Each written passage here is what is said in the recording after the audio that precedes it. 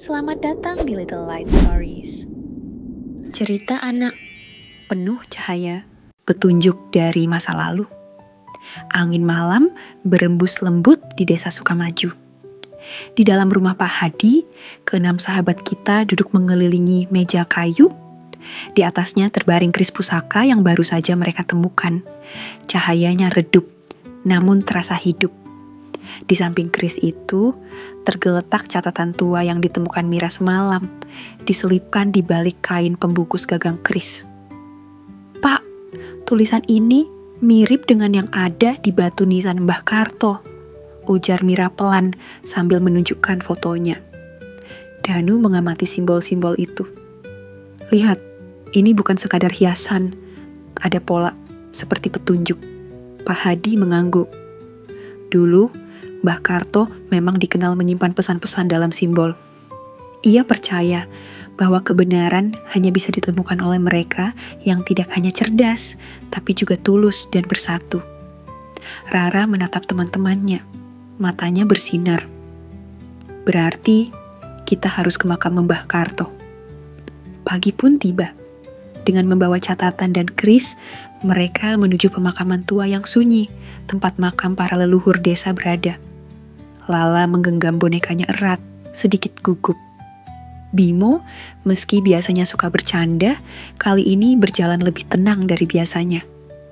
"Ini bukan serem," bisik Bimo ke Lala. "Ini suci." Setibanya di depan makam Mbah Karto, Rara membacakan tulisan di batu nisan.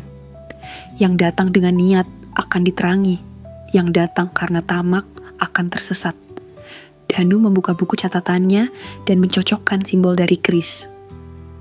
"Ini dia. Ada lubang kecil di sisi batu. Sepertinya keris ini bisa dimasukkan." Dengan hati-hati, Rara menyelipkan gagang keris ke dalam lubang. Terdengar bunyi klik, dan pelan-pelan sebuah panel batu di samping makam bergeser, menampakkan laci rahasia. Di dalamnya ada sebuah buku tua berdebu berjudul Warisan untuk Masa Depan.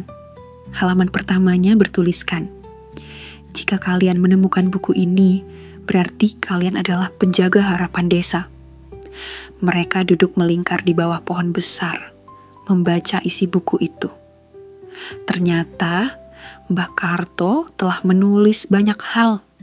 Sejarah perjuangan desa, nilai-nilai yang harus dijaga, dan bahkan daftar nama warga yang pernah menolong saat bencana besar dulu. "Lihat ini," ucap Mira menunjuk nama di halaman terakhir. "Nama kakek dari Pak Hadi ada di sini." Pak Hadi tersenyum bangga. "Kakekku ikut menyelamatkan warga saat banjir besar puluhan tahun lalu. Ia selalu bilang, kebaikan itu seperti benih. Mungkin tak langsung tumbuh, tapi pasti akan berbuah." Bimo sambil memeluk ranselnya bertanya, "Jadi kita ini pewaris?" "Bukan pewaris harta," kata Rara, "tapi pewaris semangat baik." Menjelang senja, sebelum pulang, mereka menuliskan nama mereka di halaman kosong terakhir buku itu.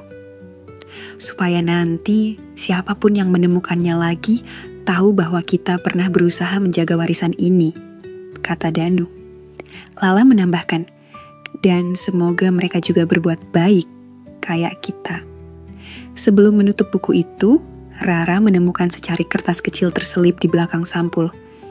Isinya hanya satu kalimat.